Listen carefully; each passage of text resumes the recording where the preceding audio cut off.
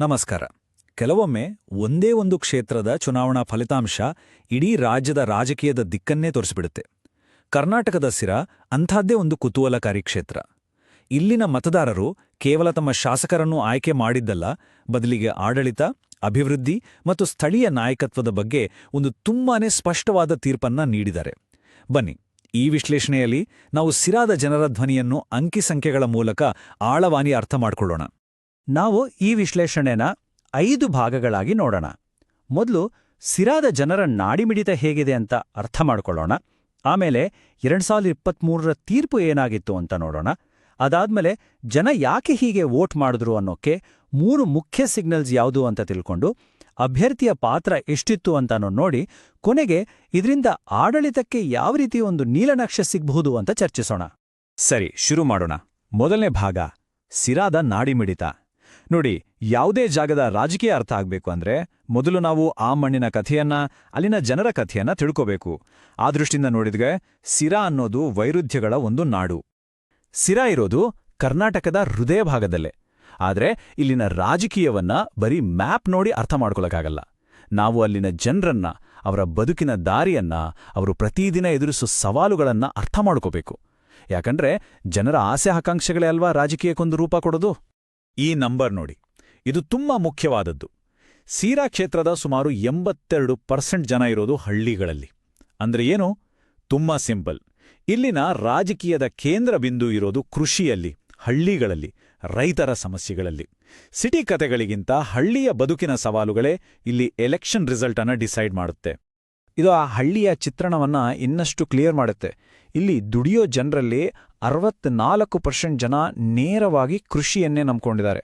ಅಂದ್ರೆ ಅವರ ಇಡೀ ಜೀವನ ಭೂಮಿ, ಮಳೆ, ನೀರು ಇದನ್ನ ಸುತ್ತಾನೇ ಗಿರ್ಕಿ ಹೊಡೆಯುತ್ತೆ.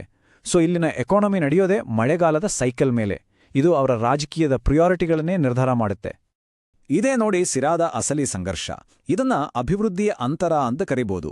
ಒಂದ್ ಕಡೆ ನ್ಯಾಷನಲ್ ಹೈವೇ 48ರ ತರಹದ ಮಾಡರ್ನ್ ರಸ್ತೆಗಳು ಈ ಕ್ಷೇತ್ರದ ಮಧ್ಯೆ ಹಾದೋಗುತ್ತೆ. ಆದರೆ ಅಲ್ಲಿಂದ ಕೇವಲ 1-2 ಕಿಲೋಮೀಟರ್ ಒಳಗೋದ್ರೆ ಸಾಕು, ಹಳ್ಳಿಗಳಿಗೆ ಇನ್ನೂ ಸರಿಯಾದ ರಸ್ತೆ ಇಲ್ಲ, ಕುಡಿಯೋ ನೀರಿಗೆ ಪರದಾಟ. ಈ ಗ್ಯಾಪ್ ಬರೀ ರಸ್ತೆ, ನೀರಿನ ಗ್ಯಾಪ್ ಅಲ್ಲ, ಇದು ಅವಕಾಶಗಳಲ್ಲಿರೋ ದೊಡ್ಡ ಗ್ಯಾಪ್. ಇದು ಜನರ ಮನಸ್ಸಲ್ಲಿ ಆಳವಾದ ಬೇಸರವನ್ನ ಹುಟ್ಟಾಕುತ್ತೆ ಅಲ್ವಾ? ಸರಿ, ಈಗ 2ನೇ ಭಾಗಕ್ಕೆ ಬರೋಣ. 2023ರ ತೀರ್ಪು.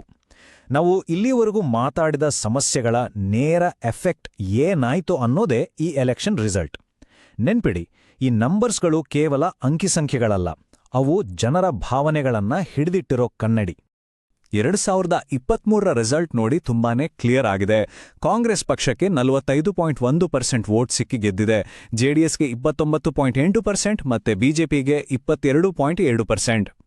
ಇಲ್ಲಿ ನಾವು ಗಮನಿಸಬೇಕಾದ ಅಂಶ ಅಂದ್ರೆ ಗೆಲುವಿನ ಅಂತರ. ಬರೋಬ್ಬರಿ 29,000 ವೋಟ್ಗಳಿಗಿಂತ ಜಾಸ್ತಿ. ಅಂದ್ರೆ ಇದು ಸುಮ್ನೆ ಹೇಗೋ ಗೆದ್ದಿದ್ದಲ್ಲ, ಇದೊಂದು ಸ್ಪಷ್ಟವಾದ ಜನಾದೇಶ.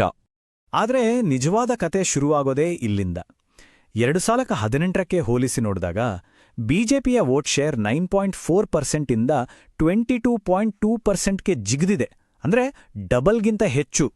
ಅದೇ ಟೈಮಲ್ಲಿ ಜೆಡಿಎಸ್ ತನ್ನ ಭದ್ರಕೋಟೆಯಲ್ಲೇ 41.2% ಇಂದ 29.8%ಗೆ ಕುಸಿದಿದೆ. ಇದು ಸಣ್ಣ ಕುಸಿತ ಅಲ್ಲ, ದೊಡ್ಡ ಕುಸಿತ. ಹಾಗಾದರೆ ಜೆಡಿಎಸ್ ಕಳ್ಕೊಂಡ ಈ ವೋಟುಗಳೆಲ್ಲ ಎಲ್ಲಿಗೆ ಹೋಯ್ತು?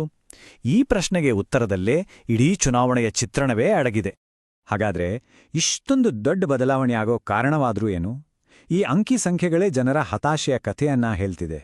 ಈ ಭಾಗದಲ್ಲಿ ವೋಟರ್ಸ್ ಕೊಟ್ಟಿರೋ 3 ಮುಖ್ಯ ಸಿಗ್ನಲ್ಸ್ ಯಾವುದು ಅಂತ ನೋಡೋಣ. ಇವು ಬರೀ ಊಹೆಗಳಲ್ಲ, ಇಡೀ ಕ್ಷೇತ್ರದಲ್ಲಿ ಸಂಗ್ರಹಿಸಿದ ಡೇಟಾ ಆಧರಿಸಿದ ವಿಶ್ಲೇಷಣೆ. ಜನರು 3 ವಿಚಾರಗಳನ್ನ ತುಂಬಾ ಸ್ಪಷ್ಟವಾಗಿ ಹೇಳಿದ್ದಾರೆ. 1, ಕಲ್ಯಾಣ ಯೋಜನೆಗಳ ಬಗ್ಗೆ ಅವರಿಗಿರೋ ಬೇಸರ. ಅದನ್ನ ವೆಲ್ಫೇರ್ ಫಟೀಗ್ ಅಂತ ಕರಿತೀವಿ. 2ನೇದು, ನಾವು ಆಗಲೇ ಮಾತಾಡಿದ್ದ ಅಭಿವೃದ್ಧಿಯ ಅಂತರ. ಮತ್ತೆ 3ನೇದು, ಯುವಕರನ್ನ ಕಾಡ್ತಿರೋ ಕೆಲಸದ ಸಮಸ್ಯೆ ಅಥವಾ ಉದ್ಯೋಗ ಬಿಕ್ಕಟ್ಟು. ಈ 3 ಫ್ಯಾಕ್ಟರ್ಸ್ಗಳೇ ಜನರ ತೀರ್ಮಾನದ ಹಿಂದೆ ಕೆಲಸ ಮಾಡಿದ್ದ ದೊಡ್ಡ ಶಕ್ತಿಗಳು. ಈ ವೆಲ್ಫೇರ್ ಫಟೀಗ್ ಅನ್ನೋ ಕಾನ್ಸೆಪ್ಟ್ಗೆ ಈ ವರದಿಯಲ್ಲಿರೋ ಒಂದು ಲೈನ್ ಸಾಕ್ಷಿ ಹೇಳುತ್ತೆ. ದೂರದ ಹಳ್ಳಿಗಳಲ್ಲಿ ಸರ್ಕಾರದ ಯೋಜನೆಗಳು ಅಂದ್ರೆ ನೀರಿನ ಟ್ಯಾಂಕ್, ಟಾಯ್ಲೆಟ್ ಇತ್ಯಾದಿ ಜನರಿಗೆ ತಲುಪಿಲ್ಲ. ಇದರಿಂದ ಜನರಲ್ಲಿ ಸರ್ಕಾರದ ಬಗ್ಗೆ ಒಂಥರದ ನಿರಾಸಕ್ತಿ, ಅಪನಂಬಿಕೆ ಹುಟ್ಕೊಳ್ತಿದೆ. ನೋಡಿ, ಯೋಜನೆಗಳನ್ನ ಘೋಷಣೆ ಮಾಡೋದು ಒಂದು, ಅದೇ ಅದು ಸರಿಯಾದ ಸಮಯಕ್ಕೆ ಜನರಿಗೆ ತಲುಪಿದಾಗ ಮಾತ್ರ ತಾನೇ ಸರ್ಕಾರದ ಮೇಲೆ ನಂಬಿಕೆ ಬರೋದು. ಸರಿ, ಇಲ್ಲಿವರೆಗೂ ನಾವು ದೊಡ್ಡ ಚಿತ್ರಣ ನೋಡಿದ್ವಿ. ಈಗ ಸ್ವಲ್ಪ ಝೂಮ್ ಮಾಡಿ ಸೂಕ್ಷ್ಮವಾಗಿ ನೋಡೋಣ. ಅಂದ್ರೆ ಕ್ಯಾಂಡಿಡೇಟ್ ಫ್ಯಾಕ್ಟರ್ ಬಗ್ಗೆ ಮಾತಾಡೋಣ.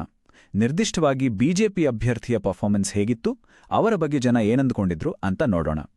ಯಾಕಂದ್ರೆ ಕೆಲವೊಮ್ಮೆ ದೊಡ್ಡ ದೊಡ್ಡ ಇಶ್ಯೂಗಳ ಜೊತೆ ಅಭ್ಯರ್ಥಿ ಯಾರು ಅನ್ನೋದು ಕೂಡ ರಿಸಲ್ಟ್ ಮೇಲೆ ಪರಿಣಾಮ ಬೀರುತ್ತೆ. ಇದು ತುಂಬಾ ಇಂಟ್ರೆಸ್ಟಿಂಗ್ ಪಾಯಿಂಟ್. ಬಿಜೆಪಿ ಅಭ್ಯರ್ಥಿಯನ್ನ ಅವರದೇ ಪಕ್ಷದ ಸ್ಥಳೀಯ ಕಾರ್ಯಕರ್ತರು ಹೊರಗಿನವರು ಅಂತ ನೋಡ್ತಿದ್ರು. ಇದರಿಂದ ಏನಾಯ್ತು? ಕಾರ್ಯಕರ್ತರ ಜೋಶ್ ಕಡಿಮೆ ಆಯಿತು. ನೋಡಿ, ಯಾವುದೇ ಎಲೆಕ್ಷನ್ ಗೆಲ್ಬೇಕಾದ್ರೆ ಕ್ಯಾಂಡಿಡೇಟ್ ಮತ್ತು ಲೋಕಲ್ ಕಾರ್ಯಕರ್ತರ ಮಧ್ಯೆ ಒಳ್ಳೆ ಬಾಂಡಿಂಗ್ ಇರಬೇಕು. ಆ ಕನೆಕ್ಷನ್ ವೀಕ್ ಆದ್ರೆ ಗ್ರೌಂಡ್ ಲೆವೆಲ್ನಲ್ಲಿ ಕ್ಯಾಂಪೇನ್ಗೆ ದೊಡ್ಡ ಹೊಡೆತ ಬೀಳುತ್ತೆ. ಅಭ್ಯರ್ಥಿಯ ರಿಟೇನಬಿಲಿಟಿ ಸ್ಕೋರ್ ಅಂತ ಒಂದಿದೆ. ಅಂದ್ರೆ ಇವರನ್ನ ಮತ್ತೆ ನಿಲ್ಲಿಸಿದ್ರೆ ಗೆಲ್ಲೋ ಚಾನ್ಸ್ ಎಷ್ಟಿದೆ ಅಂತ. ಆ ಸ್ಕೋರ್ ಬಂದಿರೋದು 100ಕ್ಕೆ ಕೇವಲ 45. ಪೊಲಿಟಿಕಲ್ ಅನಾಲಿಸಿಸ್ನಲ್ಲಿ 50ಕ್ಕಿಂತ ಕಡಿಮೆ ಸ್ಕೋರ್ ಬಂದ್ರೆ ಅದು ರೆಡ್ ಸಿಗ್ನಲ್ ಇದ್ದಾಗೆ. ಇದರರ್ಥ ಇದೇ ಅಭ್ಯರ್ಥಿಯನ್ನ ಮತ್ತೆ ನಿಲ್ಲಿಸಿದ್ರೆ ಗೆಲ್ಲೋದು ತುಂಬಾನೇ ಕಷ್ಟ ಅಂತ. ಇದು ಅವರ ಬಗ್ಗೆ ಜನರಲ್ಲಿಯೋ ಅಭಿಪ್ರಾಯವನ್ನ ಸ್ಪಷ್ಟವಾಗಿ ತೋರಿಸುತ್ತೆ. ಸರಿ, ಇಷ್ಟೊತ್ತು ನಾವು ಸಮಸ್ಯೆಯನ್ನ ಅನಾಲಿಸಿಸ್ ಮಾಡಿದ್ವಿ. ಈಗ ಪರಿಹಾರದ ಕಡೆಗೆ ಹೋಗೋಣ. ಈ ವಿಭಾಗದಲ್ಲಿ ಆಡಳಿತಕ್ಕೆ ಒಂದು ಕ್ಲಿಯರ್ ರೋಡ್ ಮ್ಯಾಪ್ ಕೊಡಲಾಗಿದೆ. ಡೇಟಾ ಅನ್ನೋದು ಬರೀ ಪ್ರಾಬ್ಲಮ್ ಹೇಳೋದಲ್ಲ, ಅದು ಮುಂದೆ ಏನ್ ಮಾಡಬೇಕು ಅನ್ನೋ ದಾರಿಯನ್ನು ತೋರಿಸುತ್ತೆ. ವರದಿ ಏನ್ ಹೇಳುತ್ತೆ ಅಂದ್ರೆ 3 ಮುಖ್ಯ ಅಭಿವೃದ್ಧಿ ಕೆಲಸಗಳ ಮೇಲೆ ಫೋಕಸ್ ಮಾಡಿ ಅಂತ. ಮೊದಲನೇದು ಸಿರಾ ಕೆರೆಗಳ ಪುನರುಜ್ಜೀವನ. ಇದು ನೇರವಾಗಿ ನೀರಿನ ಸಮಸ್ಯೆಗೆ ಪರಿಹಾರ. ಎರಡನೇದು NH48ರ ಉನ್ನತೀಕರಣ. ಇದು ಕನೆಕ್ಟಿವಿಟಿಯನ್ನ ಬೆಟರ್ ಮಾಡುತ್ತೆ. ಮತ್ತೆ ಮೂರನೇದು ಸಿರಾ ಕೈಗಾರಿಕಾ ಪ್ರದೇಶ ಸ್ಥಾಪನೆ. ಇದು ಉದ್ಯೋಗ ಸಮಸ್ಯೆಗೆ ಉತ್ತರ. ಈ 3 ಯೋಜನೆಗಳು ಜನರ ಮೂಲಭೂತ ಸಮಸ್ಯೆಗಳನ್ನ ನೇರವಾಗಿ ಅಡ್ರೆಸ್ ಮಾಡ್ತವೆ. ಸಂದೇಶವನ್ನ ಜನರಿಗೆ ಹೇಗೆ ತಲುಪಿಸ್ಬೇಕು ಅನ್ನೋದಕ್ಕೂ ಒಂದು ಸ್ಟ್ರಾಟಜಿ ಇದೆ. ಅದಕ್ಕೆ ಚತುರ್ಮುಖ ಅಂತ ಹೆಸರು. ಇದು 4 ಮುಖಗಳ ಸ್ಟ್ರಾಟಜಿ. ಶಿವನ ಮುಖ ಅಂದ್ರೆ ವಿರೋಧ ಪಕ್ಷದ ತಪ್ಪುಗಳ ಮೇಲೆ ಅಗ್ರೆಸಿವ್ ಆಗಿ ಅಟ್ಯಾಕ್ ಮಾಡೋದು. ವಿಷ್ಣುವಿನ ಮುಖ ಅಂದ್ರೆ ನಮ್ಮದು ಸ್ಥಿರ ಸರ್ಕಾರ, ನಾವು ಅಭಿವೃದ್ಧಿ ಮುಂದುವರಿಸ್ತೀವಿ ಅನ್ನೋ ಸಂದೇಶ ಕೊಡೋದು. ಬ್ರಹ್ಮನ ಮುಖ ಅಂದ್ರೆ ಹೊಸ ಹೊಸ ಐಡಿಯಾಗಳನ್ನ, ಇನ್ನೋವೇಟಿವ್ ಆಡಳಿತದ ಬಗ್ಗೆ ಮಾತಾಡೋದು. ಕೊನೆಯದಾಗಿ ದುರ್ಗಿಯ ಮುಖ ಅಂದ್ರೆ ಜನರ ಬದುಕನ್ನ, ಅವರ ಜೀವನೋಪಾಯವನ್ನ ಕಾಪಾಡೋ ರಕ್ಷಕರು ನಾವು ಅಂತ ಪೊಸಿಷನ್ ಮಾಡ್ಕೊಳ್ಳೋದು. ಈ 4 ಸೇರಿದಾಗ ಒಂದು ಕಂಪ್ಲೀಟ್ ಪೊಲಿಟಿಕಲ್ ಕಮ್ಯುನಿಕೇಷನ್ ಆಗುತ್ತೆ. ಹಾಗಾದ್ರೆ ವರದಿಯ ಕೊನೆಯ ಮತ್ತು ಅಂತಿಮ ಶಿಫಾರಸು ಏನು? ತುಂಬಾ ನೇರವಾಗಿದೆ. ಯಾವುದೇ ಮುಲಾಜಿಲ್ದೇ ಹೇಳಿದ್ದಾರೆ. ಅಭ್ಯರ್ಥಿಯನ್ನ ಬದಲಾಯಿಸಿ. ಸೋಲಿನ ಅಂತರ ತುಂಬಾ ದೊಡ್ಡದಿದೆ. ಇದೇ ಕ್ಯಾಂಡಿಡೇಟ್ ಇಟ್ಕೊಂಡು ಸರಿ ಮಾಡಕ್ಕೆ ಆಗಲ್ಲ. ನೋಡಿ, ಡೇಟಾ ಯಾವತ್ತೂ ಸತ್ಯವನ್ನ ನೇರವಾಗಿ ಹೇಳುತ್ತೆ. ಇಲ್ಲಿ ಬೇಕಾಗಿರೋದು ಸಣ್ಣ ಪುಟ್ಟ ಬದಲಾವಣೆಗಳಲ್ಲ, ಒಂದು ಫಂಡಮೆಂಟಲ್ ಚೇಂಜ್, ಒಂದು ಹೊಸ ಆರಂಭ. ಈ ಇಡೀ ವಿಶ್ಲೇಷಣೆ ನಮ್ಮ ಮುಂದೆ ಒಂದು ದೊಡ್ಡ ಪ್ರಶ್ನೆಯನ್ನ ಇಡುತ್ತೆ. ಇವತ್ತಿನ ದಿನಗಳಲ್ಲಿ ಎಲ್ಲೆಲ್ಲೂ ನ್ಯಾಷನಲ್ ಪಾಲಿಟಿಕ್ಸ್, ರಾಷ್ಟ್ರೀಯ ನಾಯಕರದ್ದೇ ಮಾತು. ಇಂಥ ಸಮಯದಲ್ಲಿ ನಿಜವಾದ ಒಬ್ಬ ಸ್ಥಳೀಯ ಅಭ್ಯರ್ಥಿ ಮತ್ತೆ ಆ ಊರಿಗೆ ಸೀಮಿತವಾದ ಒಂದು ಹೈಪರ್ ಲೋಕಲ್ ಸ್ಟ್ರಾಟಜಿ ನಿಜವಾಗಲೂ ಅಷ್ಟೊಂದು ಮುಖ್ಯನಾ? ಸಿರಾದ ಜನ ಕೊಟ್ಟಿರೋ ತೀರ್ಪು ಇದಕ್ಕೆ ಒಂದು ಸ್ಪಷ್ಟವಾದ ಉತ್ತರ ಕೊಟ್ಟಿದೆ. ಏನೇ ಹೇಳಿ, ಅಂತಿಮವಾಗಿ ರಾಜಕೀಯ ಅನ್ನೋದು ಯಾವಾಗ್ಲೂ ಲೋಕಲ್. ಈ ಬಗ್ಗೆ ನಾವೆಲ್ಲರೂ ಯೋಚನೆ